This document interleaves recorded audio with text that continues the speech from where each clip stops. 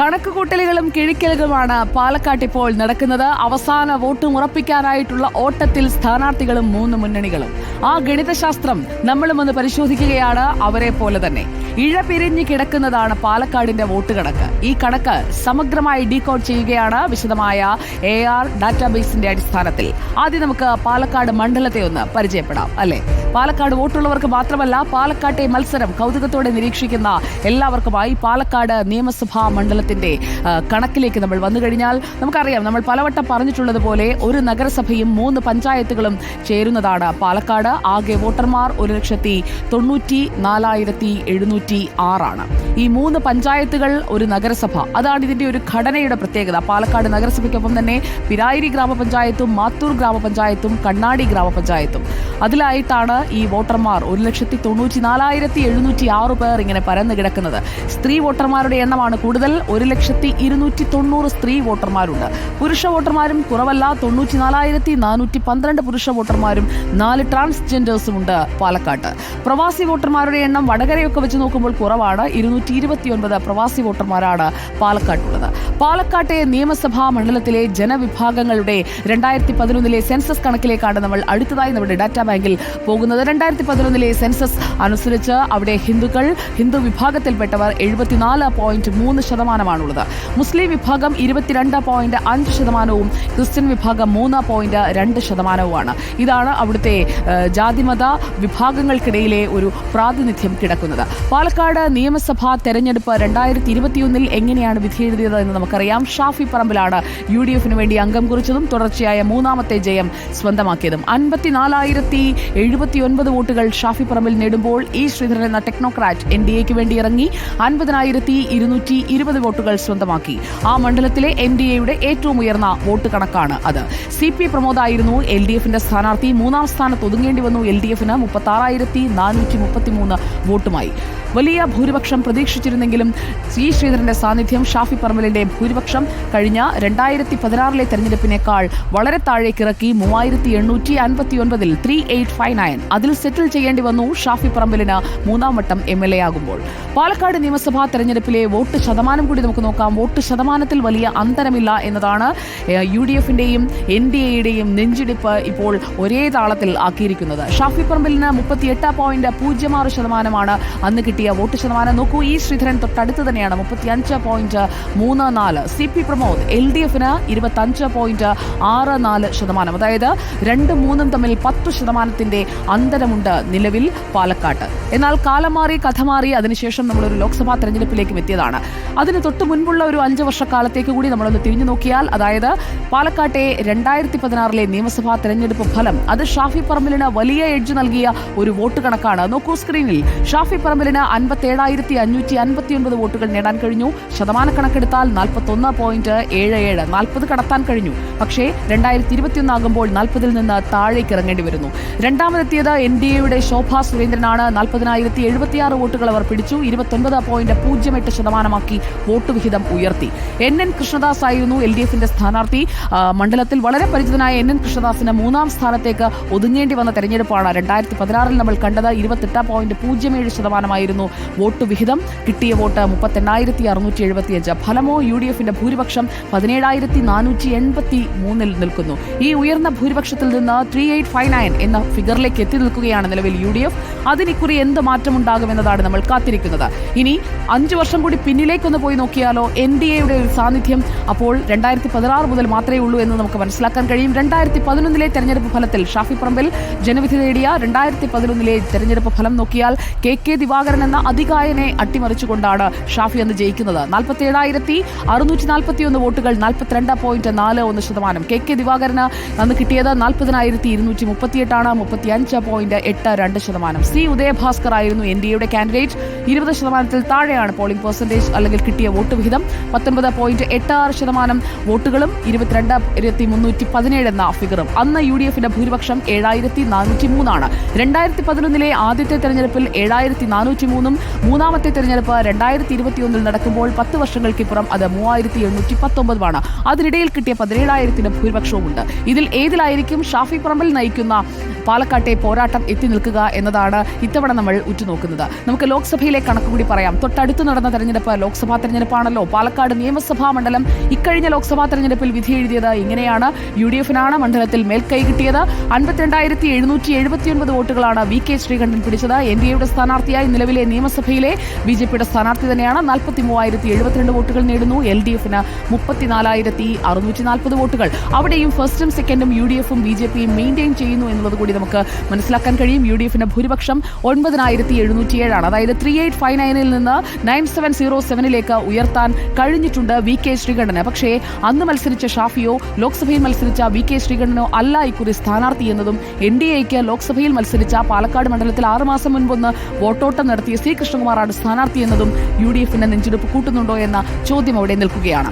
ഇനി 3 മുന്നണികൾക്കും മണ്ഡലത്തിൽ മാറിയും മറിഞ്ഞും വരുന്ന സ്വാധീന കണക്ക് നമുക്കൊന്ന് പരിശോധിക്കാം. 2011, 2016, 2021 ഈ നിയമസഭാ തെരഞ്ഞെടുപ്പുകൾ നമ്മൾ സാമ്പിളായി എടുക്കുകയാണെങ്കിൽ ആ ഡേറ്റയുടെ ഒരു അനാലിസിസിലേക്ക് നമ്മൾ പോവുകയാണ്. വോട്ട് ശതമാനത്തിൽ വന്നിരിക്കുന്ന അന്തരമാണ്.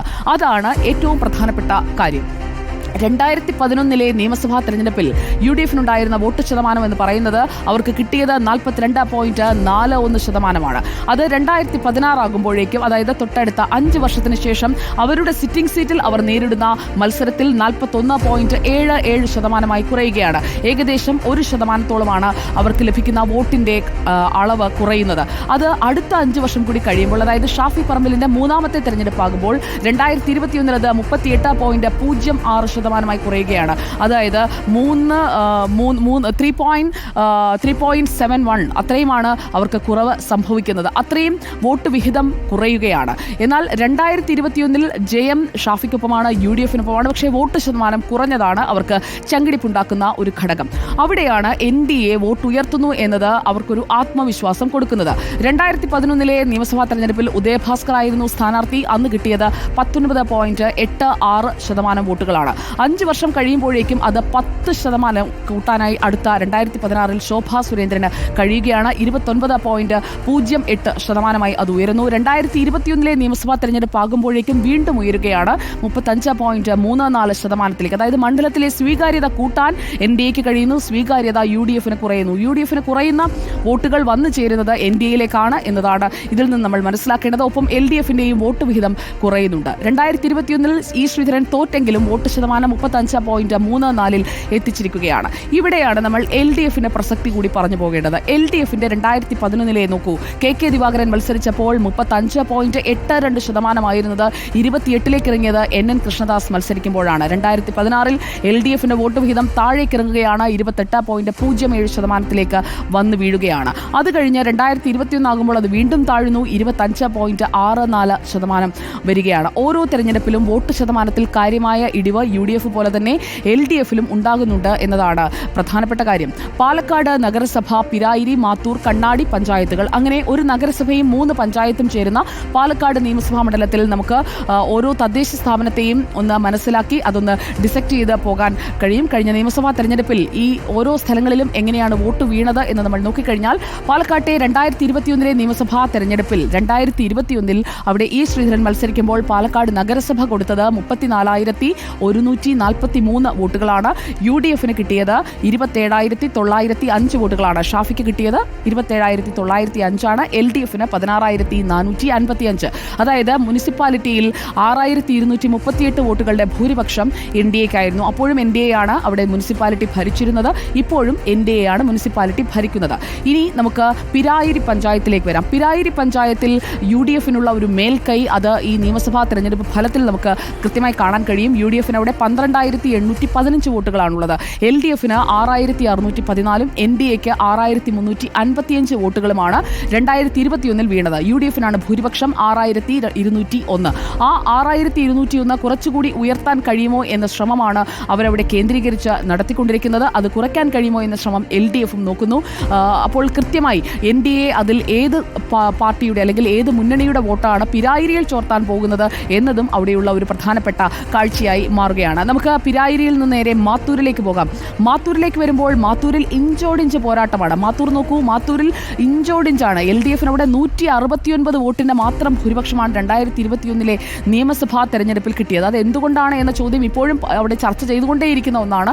LDF 6614 വോട്ടുകൾ നേടിയപ്പോൾ UDF തൊട്ടടുത്ത് 6445 വോട്ടുകൾ, NDAയും പിന്നിലല്ല 6355 വോട്ടുകളാണ് 2021 നേടിയത്. മാത്തൂർ ഗ്രാമപഞ്ചായത്ത് ഇത്തവണയും ഇങ്ങനെ തന്നെയാണ് പോകുന്നത് എങ്കിൽ, ഇഞ്ചോടിഞ്ച് പോരാട്ടമാണ് എന്നുണ്ടെങ്കിൽ, മാത്തൂർ മറന്ന് പിരായിരിയിലും കണ്ണാടിയിലും മുനിസിപ്പാലിറ്റിയിലും കിട്ടുന്ന വോട്ടുകൾ നോക്കിയിരിക്കേണ്ട ഒരു സാഹചര്യത്തിലേക്ക് കാര്യങ്ങൾ വരും. അപ്പോൾ മാത്തൂരിൽ ഇഞ്ചോടിഞ്ച് പോരാട്ടമാണ് 21 നടന്നത്. ഇത്തവണ എങ്ങനെയായിരിക്കും മാത്തൂരിന്റെ ജനവിധി എന്നത് വളരെ പ്രധാനപ്പെട്ടതാണ്. നിലവിൽ 169 വോട്ടുകളുടെ മാത്രം ഭൂരിപക്ഷമാണ് മാത്തൂരിൽ LDF ഉള്ളത്.